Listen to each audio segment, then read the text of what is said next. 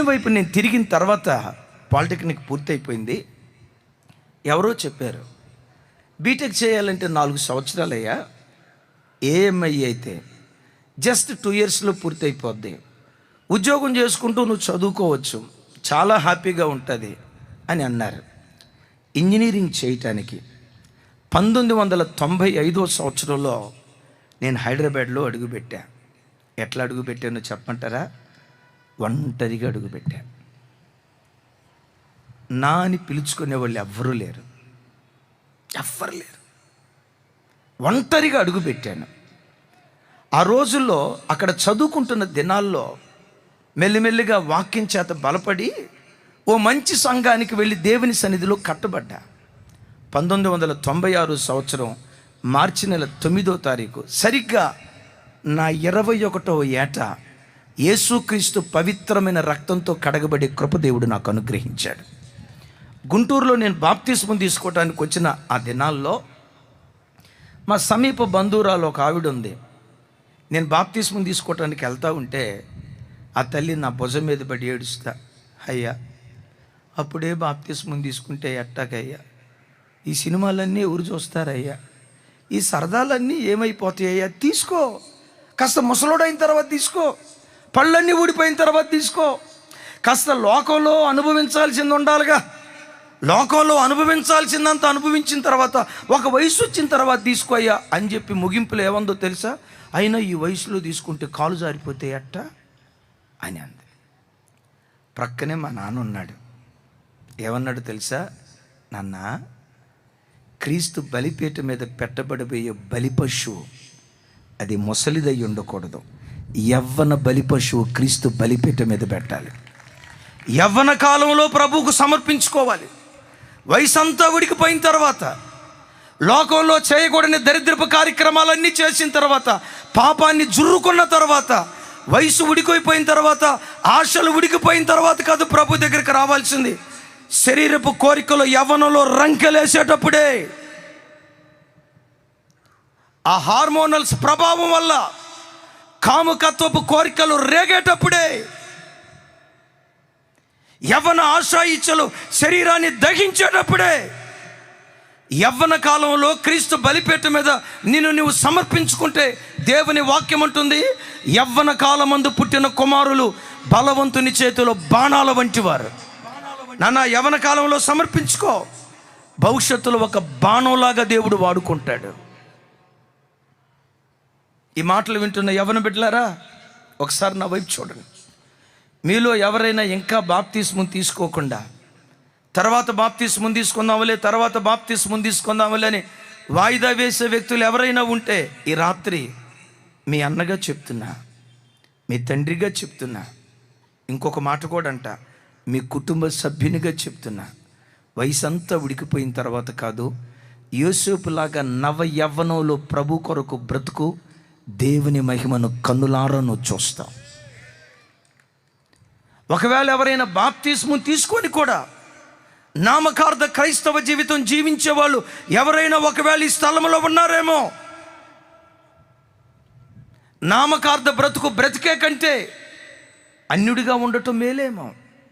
ఎక్కువ శాతం మన ప్రాంతాల్లో నామకార్థ భక్తి, ఆదివారం ప్రార్థనే, ఆదివారం సాయంత్రం కళ్ళు దుకాణమే, ఆదివారం ప్రార్థనే, సోమవారం సినిమా హాలే. ఈ నామకార్థ స్థితే బైబిల్లో అంటాడు కదా, నువ్వు చల్లగానైనా లేవు, వెచ్చగానైనా లేవు గనుక నులివెచ్చని నీ స్థితిని చూసి దేవుడు అంటాడు, నా నోట నుండి నిన్ను ఉమ్మివేయ ఉద్దేశించాను అంటాడు. ఇప్పుడు దగ్గం, కళ్ళొచ్చింది, తువని ఊసిన కళ్ళెను మరలా ఎవరైనా నోట్లో పెట్టుకుంటారా? ఆ మాట అంటే కొన్ని మొఖాలు అది ఒక రకంగా వంకర తిరిగి ఇచ్చి ఊరుకున్నానా. కళ్ళెని నువ్వెంత అసహించుకుంటావో, నోట నుంచి ఊసిన ఉమ్మిని నువ్వు ఎలా అసహించుకుంటావో, నామకార్థంగా బ్రతికే క్రైస్తవుని కూడా దేవుడు అలాగే అసహించుకుంటాడు. మా తండ్రి ఎప్పుడూ చెప్తూ ఉండేవాడు, నామకార్థ క్రైస్తవ జీవితం జీవించినంత కాలం నా కుటుంబం శాపాన్ని అనుభవించింది. పేరు మరియదాస్, దేవదాసుగా బ్రతికేవాడు. పేరు మరియదాస్, కొట్లాట్లో ఉండేవాడు. పేరు మరియదాస్. ఇంకా ఆయన గూర్చి చెప్పాలంటే మొటామేస్త్రి గ్యాంగ్ ఆయనకి. ఆయన ఫాలోవర్స్ ఎప్పటికీ ఉన్నారు. అలాంటి స్థితిలో బ్రతుకుతున్న దినాల్లో తండ్రి చెప్పిన మాట, అయ్యా, నామకార్థ క్రైస్తవ జీవితం జీవించినంత కాలం నా కుటుంబం శాపాన్ని అనుభవించింది. ఎప్పుడైతే పరిపూర్ణంగా దేవుని వైపు తిరిగానో గుప్పెలు విప్పి దేవుడు దీవించటం ప్రారంభించాడు. పెంట కుప్పల మీద నుంచి దేవుడు పైకెత్తటం ప్రారంభించాడు. కొంతమంది ఆధ్యాత్మిక స్థితి, ఈ నులివెచ్చని స్థితి ఎలా ఉంటుందో ఒక మాట చెప్తా. ఆ తండ్రికి చదువు అంటే మహా పిచ్చి, కానీ చదువుకోలేకపోయాడు. కొడుకును చదివించాలని చాలా ఆశపడ్డాడు. వాడు 3వ తరగతికి వచ్చాడు. స్కూల్లో జాయిన్ చేశాడు. వాడు చదువుకుంటున్నాడు. 3వ తరగతికి వెళ్ళిన తర్వాత టీచర్ గారు పాఠం చెప్తా అన్నాడట, భూమి గుండ్రముగా ఉండును అని అన్నాడట. అనండి ఒకసారి. వాడు చక్కగా అది నేర్చుకొని దారి పొడుగుతా భూమి గుండ్రంగా ఉండును, భూమి గుండ్రంగా ఉండును, ఎక్కాలు అప్పగించినట్టు అప్పగిస్తా ఇంటికి వచ్చాడు. సరిగ్గా అప్పుడు వాళ్ళ నాన్న పొలం నుంచి వస్తున్నాడు. వాళ్ళ నాన్న చూడటంతో వీడు చక్కగా మంచం వేసుకొని పుస్తకాలు తెచ్చుకి వాళ్ళ నాన్న వినేటట్లుగా ఇంకా పెద్దగా అంటున్నాడట. ఏమని? భూమి గుండ్రంగా ఉండు నువ్వని. ఆ పల్లెటూరులో పుట్టి పెరిగిన ఆ నాన్న కొడుకు మాట వినటంతో, రేయ్ ఏదో ఇందాకన్నా మళ్ళాను భూమి గుండ్రంగా ఉండును అని నా నాన్న అన్నాడు. ఎవడురా నీకు పాఠం చెప్పింది? భూమి ఎట్టా ఉంది చూడు, ఎట్టుంది భూమి? బలపరుపుగా ఉన్న భూమిని పట్టుకొని గుండ్రం అంటావేంట్రా? ఎవరు చెప్పారా నీకు? మా టీచర్ గారు చెప్పాడు నాన్న. ఈ పండితుడు నాన్న అన్నాడంట, మీ నాన్నకి మెదడు మోకాల్లో ఉన్నట్టుందిరా. బలపరుపుగా ఉన్న భూమిని పట్టుకొని గుండ్రం అంటాడేంటి? ఇప్పుడు నేను నీకు కొత్త పాఠం చెప్తున్నా. ఏం పాఠం నాన్న అన్నాడు. భూమి బలపరుపుగా ఉండును. లేదు లేదు, మా టీచర్ గారు చెప్పాడు గుండ్రం. గుండ్రం అన్నావా వీపు విమానం మొత్తం ఎక్కింది. బలపరుపు నేర్చుకో. ఏదైనా టీచర్ గారు చెప్పింది కూడా గుడ్డిగా నమ్మకూడదురా. కాస్త దిమాక్ వాడాలా అనండి. దిమాక్ కాస్త దిమాక్ వాడాలి. చూడరా భూమి ఎట్టుంది. బలపరుపుగా ఉన్న భూమిని పట్టుకొని గుండ్రం అంటాడేంటిరా? మీ టీచర్ గారికి తెలివి లేనట్టుంది. వీడు కూడా కాస్త దిమాక్ వాడాడు అనే కంటే కూడా వాడి DNA డౌన్ అయిపోయింది. ఇప్పుడు వాళ్ళ నాన్నకి చెప్పిన పాఠం ఏమంటున్నాడు తెలుసా? భూమి బలపరుపుగా ఉండును, భూమి బలపరుపుగా ఉండును. తెల్లారింది, స్కూల్కి వెళ్ళాడు. వీడు అదృష్టమో దురదృష్టమో నాకు తెలియదు. టీచర్ గారు అడగటం వీడిని అడిగాడట. ఏమడిగాడో తెలుసా? రే క్రిస్టఫర్, భూమి ఎలా ఉండును అన్నాడు. వీడు సీరియస్గా లేచి, అనుమానమే లేదు సార్, భూమి బలపరుపుగా ఉండును అన్నాడు. ఆ టీచర్ గారికి BP 190కి పోయింది. నేను చెప్పిన పాఠం ఏంటి, వీడు నాకే కొత్త పాఠం చెప్తున్నాడని. ఆ రోజుల్లో ఉండేది కదా బెత్తం. ఆ బెత్తం తీసుకొని వీపు మీద శతగొట్టి, ఎవడురా నీకు చెప్పింది? మా నాన్న చెప్పాడు. ఇంకొకసారి భూమి బల్లపరుపు అన్నావా, ఇప్పుడు కాదు ఈసారి డబల్ కోటింగ్ వస్తుంది అన్నాడు. సరే సార్. వీడికి అర్థం కావట్లే. గుండ్రం అంటేనేమో నాన్నతో తంట, బలపరుపు అంటేనేమో టీచర్ గారితో తంట. వీడు మహామేధావి. ఈడేం చేశాడో తెలుసా? టీచర్ గారు అడిగినప్పుడు స్కూల్లో, సార్ భూమి గుండ్రంగా ఉండును అంటున్నాడు. ఇంటికి వెళ్ళిన తర్వాత వాళ్ళ నాన్న అడిగితే, రే భూమి ఎట్లా ఉండుండ్రు అంటే, డౌట్ లేదు డాడీ, భూమి బలపరుపుగా ఉండు డాడీ అంటున్నాడు. అంటే ఎక్కడ పాట అక్కడ పాడుతున్నాడు. మనోళ్ళు కూడా కొంతమంది ఎక్కడ పాట అక్కడ. చర్చికి వచ్చినప్పుడు స్తోత్ర బలి, ఇంటికి వెళ్ళిన తర్వాత బాహుబలి. చర్చిలో ఉన్నప్పుడు నా దీపము యేసయ్యా నీవు వెలిగించినావు, బాగా పడింది. ఇంటికి వెళ్ళిన తర్వాత అక్క కార్తీక దీపం అస్సలు వదిలిపెట్టదు. ఇంట్లో దీపం వెలిగించడం మర్చిపోద్దాము, కానీ కార్తీక దీపం వెలిగించడం మర్చిపోద్దు. అదేదే ఇదే. ఇలాంటి నామకార్థ స్థితిలో బ్రతుకుతున్న దినాల్లో వీడు ఇట్లా అంటున్నాడు. స్కూల్కి వచ్చినప్పుడు ఏమో గుండ్రం అంటున్నాడు, ఇంటికి వెళ్ళిన తర్వాత బలపరుపు అంటున్నాడు. ఏదో మామూలుగా తేల్చుకున్నాడు, బాగానే ఉంది. క్వార్టర్లీ పరీక్షలో సరిగ్గా ఇదే ప్రశ్న వచ్చిందట. ఏమని? భూమి ఎలా ఉండును అని. ఆడు రాస్తాడటండి. ఏమని రాస్తాడో తెలుసా? సార్ స్కూల్లో ఉన్నప్పుడేమో గుండ్రంగా ఉంటుంది సార్, అదేమి చిత్రమో మా స్కూల్ నుంచి ఇంటికి వెళ్ళే లోపు ఏం జరిగిద్దో తెలియదు సార్, గుండ్రం కాస్త బల్లపరుపు అయిపోద్ది సార్ అని కింద కంక్లూజన్ రాస్తాడట. గుండ్రమో బల్లపరుపు మీరే తెలుసుకోండి సార్ అంటారు. నవ్వేరు కదా చెల్లి. ఇలాంటి నామకార్థ స్థితి ఒకవేళ ఎవరైనా బ్రతుకుతున్నారేమో ఒకసారి ఆలోచించండి. నోట నుంచి ఉమ్మి వేస్తానంటున్నాడు. నిన్నటి వరకు నీవు ఎలా బ్రతికినా, ఈ ప్రార్థనకు వచ్చే వరకు నీవు ఎలా బ్రతికినా, ఈ రాత్రి ఒక తీర్మానం చేసుకో. దేవా, ఈ భూమి మీద బ్రతికిన కొద్ది దినాలైనా బ్రతుకుట క్రీస్తే,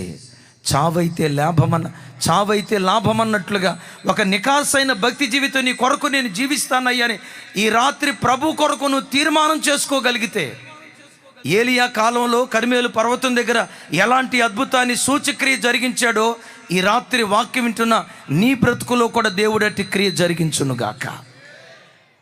అయిపోయింది. నేను రాణే ఇంజిన్ వాల్స్ లిమిటెడ్ అనే కంపెనీలో టూల్ రూమ్ ఇంజనీర్గా ఉద్యోగం చేస్తున్న దినాల్లో నాకు మొదటి నుంచి సేవకు వెళ్ళాలనే ఆశ ఉండేది. మా నాన్నకు చెప్పాను, నాన్న నేను సేవకు వెళ్తాను. మంచిదయ్యా వెళ్ళు, కానీ ఒకటి, నువ్వు సేవకు వెళ్ళాలంటే దేవుడు నిన్ను పిలిస్తే సేవకు వెళ్ళు, పిలవలేదా ఓ మంచి విశ్వాసిగా పరిచారకుడిగా దేవుని మందిరంలో బ్రతుకు అన్నాడు. 4 సంవత్సరాలు ఉద్యోగం చేశాను. 2000 సంవత్సరం ఏప్రిల్ నెలలో ఇటు సేవకు వెళ్దాం అన్న ఆలోచనతో కెరియర్ నిర్లక్ష్యం చేస్తూ ఉన్నాను. ఇటు కెరియర్, ఇటు సేవ, ఈ రెండింటి మధ్య, ఈ అస్థిరమైన ఆలోచనల మధ్య కొంచెం ఇబ్బంది పడుతూ, ఇలా కాదు, తండ్రి చెప్పినట్లుగా ప్రార్థన చేస్తా, ఒకవేళ దేవుని చిత్తం నా పట్ల ఉంటే నేను తప్పకుండా సేవకి వెళ్తా అని ఆగస్టు మాసంలో 3 రోజులు నేను ఉపవాసం ఉన్నా. 3 రోజులు ఉపవాస ప్రార్థన చేసుకున్న ఆ 3 దినాలు దేవుడు నాతో మాట్లాడినా. తెల్లారింది, ప్రభా నీ సేవ పేరుని నేను ఇంకెప్పుడు ఎత్తను, నేను డ్యూటీకి వెళ్తున్నాను. డ్యూటీకి వెళ్ళాను. 4వ రోజు రాత్రి ఇంటికి వచ్చిన తర్వాత ప్రార్థన చేసి పండుకున్నాను.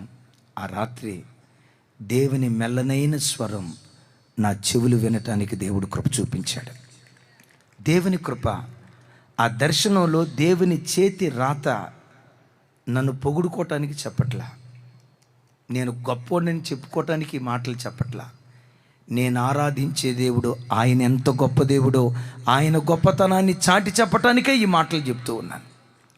ప్రభా నా పట్ల నీ చిత్తం ఉంటే మాట్లాడు అని 4వ రోజు, 3 రోజులు ప్రార్థన అయిన తర్వాత ప్రార్థన చేసి పండుకున్న 4వ రోజు ప్రభు మెల్లనైన స్వరం ద్వారా నీవు నా సేవకుడు అని, తల్లి గర్భంలోనే నేను ఏర్పరచుకున్నాను, రాగల కాలాలలో భూదిగంతాల వరకు నేను సాక్షిగా నేను వాడుకుంటా. తెల్లారింది, నాన్నకు ఫోన్ చేశా, నాన్న దేవుడు నేను సేవకు పిలిస్తే వద్దంటానికి నేను ఎవరిని? మంచిది. నా కుటుంబానికి నాకున్న అనుబంధం ఏంటంటే, నా తండ్రికి 4 కొడుకులు 2 కూతుళ్ళు. మా 6గురిలో మా నాన్న చేతికి వచ్చిన ప్రథమ ఫలం అంటే చక్కటి ఉద్యోగాన్ని తెచ్చుకొని చిన్న వయసులోనే, ఆ రోజుల్లో నాకు వచ్చిన జీతంతో మా అక్కకు ఒక స్థలం కొనిపెట్టా, ఇంటికి పాడి కోసం కొన్ని గేదెలు కొనిపెట్టా. తండ్రికి ఆ రోజుల్లో మంచి చేదోడుగా ఉండేవాడిని. ఇక మా నాన్న జీతం, నా జీతం, వీటితో కొంచెం పర్వాలేదు అనుకున్న దినాల్లో ఒకేసారి నేను సేవకు అనేసరికి దేవుడు పిలిచాడు, కాదనలేకపోయాడు. ఇక ఇంటికి చివరిసారిగా వచ్చాను. మా సేవ ఎలాంటిదంటే, ఒకసారి సేవకు వచ్చిన తర్వాత అమ్మా నాన్నలతో, అక్కా చెల్లెలతో, అన్నా తమ్ముళ్ళతో, కుటుంబంతో సాధ్యమైన వరకు సంబంధాలు ఉండవు. అలాగని శత్రుత్వం ఏముండదు, ప్రేమ ఉంటుంది. సంఘానికి వస్తారు, తోటి విశ్వాసుల్ని ఎలా ప్రేమిస్తామో మేము కూడా వాళ్ళని అలాగ ప్రేమిస్తాం. చివరిసారి ఇంటికి వచ్చా. ఇక నాన్న ప్రార్థన చేసి పంపిస్తూ ఉన్నాడు. నాకు బాగా గుర్తు, ఇది 2000 సంవత్సరం డిసెంబర్ నెల 26 ఆ ప్రాంతంలో జరిగింది. ఒక ఆడబిడ్డ అత్తారింటికి వెళ్ళేటప్పుడు అమ్మెట్ట ఏడుస్తుందో, నాన్నెట్ట ఏడుస్తాడో, తోబుట్టువులు ఎట్లా ఏడుస్తారో నా భుజాల మీద పడి ఒక్కొక్కరు ఏడుస్తూ ఉన్నారు. మా నాన్న అయితే అలాగే కుర్చీలో కూలబడి ఏమీ చేయలేని నిస్సహాయ స్థితిలో, నాకు ఇంతకాలం నీడగా ఉన్న నా కొడుకు నాకు దూరం అయిపోతున్నాడే, నా ప్రాణానికి ప్రాణం అంటే నా కొడుకు నాకు దూరం అయిపోతున్నాడే, ఇంకేనాడు వీడు నా ఇంటికి రాడుగా, నేనేనాడు ఈ బిడ్డ ఇంటికి స్వతంత్రంగా నేను వెళ్ళలేనుగా, కూలిపోయి నా వైపు దేనంగా చూస్తున్నాడు. ఇది జరిగి 26 సంవత్సరాలు.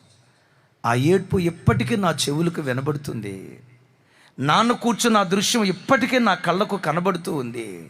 కానీ ఒక్క మాట అన్నాడు చివరికి, నాన్న, దేని నిమిత్తం క్రీస్తు యేసు చేత పట్టబడ్డావో నువ్వు పట్టబడిన పని సంపూర్ణంగా నెరవేరుస్తూ దేవుని పనిలో సాగిపో. ఇంకెన్నడూ ఇంటి వైపు చూడొద్దు, ఇంకెన్నడూ మమ్మల్ని కూర్చుని నువ్వు ఆలోచించొద్దు. తగిన కాలమందు దేవుడు నిన్ను హెచ్చిస్తాడు, ఆశీర్వదించి పంపించాడు.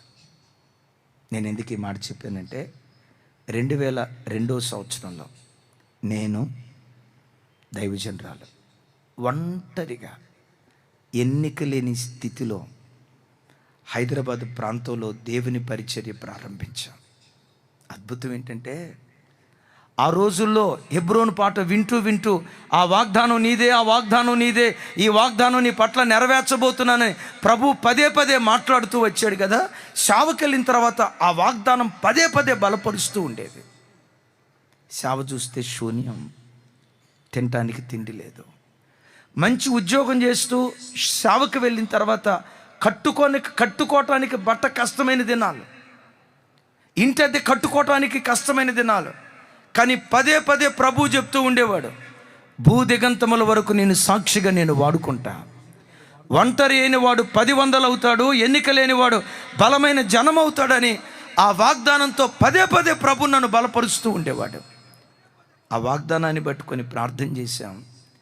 2 కుటుంబాలతో ప్రారంభించబడిన ఇమ్మాన్యుయల్ మినిస్ట్రీస్ ఈరోజు హైదరాబాదులో వేల కొలది కుటుంబాలుగా దేవుడు విస్తరింపజేశాడు. వాగ్దానం చేసిన దేవుడు ఎంత నమ్మదగిన వాడో చెప్పటానికి మాట చెప్తున్నాను. ప్రతిరోజు ఇమ్మాన్యుయల్ మినిస్ట్రీస్ యూట్యూబ్ ఛానల్ ద్వారా ఒక్క రోజుకొచ్చి 5 లక్షల నుంచి 9 లక్షల మంది ప్రజలు ఒక్క రోజుకొచ్చి దేవుని వాక్యం వినటానికి దేవుడు కృప చూపించాడు. నేనంట ఒక్క తండ్రిని విడిచిపెట్టా, వేల కొలది తండ్రులను సంఘంలో దేవుడు మాకు అనుగ్రహించాడు. ఒక్కింటిని విడిచిపెట్టా, లక్షల కొలది గృహాలను దేవుడు మాకు అనుగ్రహించాడు. యేసయ్యకి మహిమ కలుగునుగాక. అనయ్య, లక్షల కొలది గృహాలంటే లక్షలు ఇల్లు కట్టుకున్నారా అని అనుకునేరు గాక, మీ ఇళ్ళన్నీ మాయే. ఒక్కళ్ళు కూడా ఆమె నల్లేదే. నేనేం రాసి ఇవ్వమనరా తల్లే. విజయ్ గారు, మీ ఇల్లు మాది కదా, తర్వాత చెప్తారా? యోధా గోత్రం మీ ఇల్లు మాదిగా. కూర్చో. ఒక్కింటిని విడిచిపెట్టొచ్చు, ఒక్క అన్నని విడిచిపెట్టొచ్చా, 2 తమ్ముళ్ళని విడిచిపెట్టొచ్చా, ఒక్క చెల్లిని విడిచిపెట్టొచ్చా, ఒక్క అక్కని విడిచిపెట్టొచ్చా, ఒక్క గ్రామాన్ని విడిచిపెట్టొచ్చా. ఈరోజు వేల కొలది గ్రామాల్లో పాదం మోపి దేవుని వాక్యం ప్రకటించే కృపించాడు. ఎందుకు ఇదంతా చెప్పానో తెలుసా? ఒంటరి వాడిని ఒకప్పుడు ఏడ్చా, అందరూ ఉండి అనాథనైపోయానని ఏడ్చా. మీలో ఎవరైనా నాలాంటి స్థితిలో ఉన్నారా? అందరూ ఉండి అనాథలై, కోల్పోయి అనాథలై కొంతకాలం ఓపిక పట్టం. దేవుడి స్థలములో అంటాడు, యెహోవానగు నేను తగిన కాలమందు ఈ కార్యమును త్వరపెట్టుదును. నమ్ము ఈ మాట. నీ జీవితంలో ఒక కాలాన్ని దేవుడు నిర్ణయించాడు, విశ్వసించు. నీ కన్నీళ్లు తొడవబడే ఒక కాలాన్ని దేవుడు నిర్ణయించాడు. నీ అంగలార్పును నాట్యంగా మార్చే ఒక కాలాన్ని దేవుడు నిర్ణయించాడు. ఎక్కడ తలదించుకున్నావో తలదించుకున్న చోటే నీ తలపైకెత్తే ఒక దినాన్ని దేవుడు నిర్ణయించాడు. ఎక్కడ తృణీకరించబడ్డావో తృణీకరించబడిన చోటే మూలకు తలరాయిగా మార్చే ఒక దినాన్ని దేవుడు నిర్ణయించాడు. ఆ నిర్ణయ కాలం వచ్చే వరకు ఓపికతో కనిపెట్టు. ఆ నిర్ణయ కాలం వచ్చిందా, మరలా అంట, ప్రపంచమంతా వ్యతిరేకంగా నిలిచిన దేవుడు తెరిచిన తలుపులను ప్రపంచంలో ఎవ్వడు మోయలేడు. నమ్ము, ఒకరోజు రాబోతుంది నీకు తలుపు తెరుస్తాడు. ఒకరోజు రాబోతుంది ఈ వాగ్దానం నీ కుటుంబంలో, నీ పిల్లల జీవితాల్లో నిశ్చయంగా దేవుడు నెరవేరుస్తాడు. ఈ స్థలంలో నిలవబడి నేను ఎలా సాక్ష్యం చెప్తున్నానో, రాగల కాలంలో నిన్ను ఒక సాక్షి బిడ్డగా దేవుడు వాడుకోబోతున్నాడు. అయితే ఇదంతా ఎప్పుడు జరిగిద్ది అంటాడు, యెహోవానగు నేను తగిన కాలమందు ఈ కార్యము చేయ త్వరపెట్టుదును. తగిన కాలం అని ఉంది కదా, ప్రతి దానికి ఒక కాలాన్ని దేవుడు నిర్ణయించాడు. కోడి ఉంది, గుడ్లు పెట్టింది, ఆ గుడ్డులో నుంచి పిల్ల బయటకు రావడానికి కాలాన్ని నిర్ణయించాడు. ఎన్ని రోజుల్లో బయటకు వస్తుంది? కొంచెం పెద్దగానండి, ఇంకో నోరు తెరవాల. ఒక కాలాన్ని దేవుడు నిర్ణయించాడు. 21 రోజులు కాలాన్ని నిర్ణయించాడు. మనం చేయాల్సింది ఏమి లేదు. ఆ కాలం వచ్చే వరకు ఓపికతో కనిపెడితే లోపట ఏర్పడిన పిల్లే ముక్కుతో పొడుచుకొని తన్నుకుంటూ బయటకు వస్తుంది. ఎప్పుడు? 21 రోజులు ఓపికగా కనిపెడితే. మనకు ఓపిక తక్కువైపోయి ఏ 15వ రోజు గుడి దగ్గరికి వెళ్ళి ఏ సునామంలో గుడ్డులో నుంచి పిల్ల బయటకు వచ్చునుగాక. ఎవరు ఆమెనంది? ఆమెనా? ఓ తల్లే. 12వ రోజు ఏ సునామంలో ఈ గుడ్డులో నుంచి పిల్ల బయటకు వచ్చునుగాక. పేగులు అరిసేలాగా, గొంతు బొంగురు పోయేలాగా అన్నావు, రాదు. అరే రావట్లేదని చెప్పి బలవంతంగా పగలగొట్టావనుకో, ఆ గుడ్డు ఆమ్లెట్కి కూడా పనికిరాదు. ఓపికగా 21 రోజులు కనిపెట్టు. నీ ప్రయత్నం లేకుండానే ఆ పిల్ల ముక్కుతో లోపటి నుంచి పుడుచుకొని బయటకు వస్తుంది. నమ్ము, నీ కొరకు దాచిపెట్టిన ఇవి ఒకానొక సందర్భంలో అవే పొడుచుకుంటూ బయటకు వచ్చే దినాన్ని దేవుడు నీకు అనుగ్రహిస్తాడు. నీ దేవుడు నీ కొరకు కొన్ని ప్రత్యేకమైన ఈవులు దాచిపెట్టాడు. విశ్వసించు. నీ కొరకు, నీ పిల్లల కొరకు, నీ భార్య కొరకు, నీ భర్త కొరకు, నాతోటి దైవ సేవకులారా, సేవ చేస్తున్న మీ సేవా జీవితంలో నీ కుటుంబానికి మాత్రమే ఇవ్వటానికి కొన్ని ఈవులు దేవుడు దాచిపెట్టి ఉంచాడు. డాక్టర్ గారు ఆల్రెడీ ఇచ్చాడు కొంత. కొన్ని ఈవులు మీ కొరకు దేవుడు దాచిపెట్టాడు. ఓపికతో కనిపెట్టండి. సమయం వచ్చినప్పుడు ఎదురు చూస్తున్న బహుమానం నీ కాళ్ళ ముందు దేవుడు వేస్తాడు నిశ్చయంగా. హల్లెలూయా. గుడ్డులో నుంచి పిల్ల బయటకు రావటానికి 21 దినాలు, తల్లి గర్భంలో నుంచి శిశువు బయటకు రావటానికి 9 నెలలు, గుర్రం గర్భంలో నుంచి పిల్ల బయటకు రావటానికి 11 నెలలు, ఏనుగు గర్భంలో నుంచి ఏనుగు పిల్ల బయటకు రావటానికి 22 నెలలు. విన్నారు ఈ మాట? 22 నెలలు. 21 దినాల్లో గుడ్డులో నుంచి బయటకు వచ్చే ఆ కోడి పిల్ల ఎంత ఉంటుంది? ఇంత. 9 నెలల శిశువు ఎంత ఉంటాడు? ఇంత. 11 నెలల గుర్ర పిల్ల ఎంత ఉంటుంది? ఇంత. 22 నెలల తర్వాత ఏనుగు గర్భంలో నుంచి వచ్చే ఏనుగు పిల్ల ఎంత ఉంటుంది? ఇంత. ఎంత ఉంటుంది? చాలా పెద్దగా ఉంటుంది. నీ బ్రతుకులో దేవుడు ఎప్పుడైనా ఆలస్యం చేస్తా ఉన్నాడంటే అద్భుతమైన దాన్ని నీ ఒడిలో దేవుడు వేయబోతున్నాడు. విశ్వసించు. ఒక శ్రేష్టమైన దాన్ని నీ ఒడిలో దేవుడు వేయబోతున్నాడు. ఆలస్యం చేశాడంటే మరిచిపోయాడు అనుకోకు. ఆలస్యం చేశాడంటే దేవుడు నిర్లక్ష్యం చేస్తున్నాడు అనుకోకు. క్రైస్తవ జనమా, నీ పిల్లల వివాహ విషయాల్లో దేవుడు ఆలస్యం చేశాడేమో, నీ ఉద్యోగ విషయంలో దేవుడు ఆలస్యం చేశాడేమో, నీ వ్యాపార విషయంలో దేవుడు ఆలస్యం చేశాడేమో. ఏడుస్తూ, దేవా ఎంతకాలం ప్రార్థించాలయ్యా, ఎంతకాలం ఉపవాసం ఉండాలయ్యా, ఇన్ని సంవత్సరాల నా నిరీక్షణ ఏమైపోయింది, ఇన్ని సంవత్సరాల నా కన్నీరు ఏమైపోయింది, జవాబు ఇవ్వవా? ఎందుకు ఇంత ఆలస్యం జరుగుతుందని. మీలో ఎవరైనా దేవుని కార్యాలు ఆలస్యమైపోతున్నాయని ఏడుస్తున్న బిడ్డలుంటే నా చేతులెత్తి దీవిస్తున్నా. ఎంత ఆలస్యం చేశాడో అంత అద్భుతమైన ఈవిని నీ ఒడిలో నా దేవుడు వేయబోతూ ఉన్నాడు.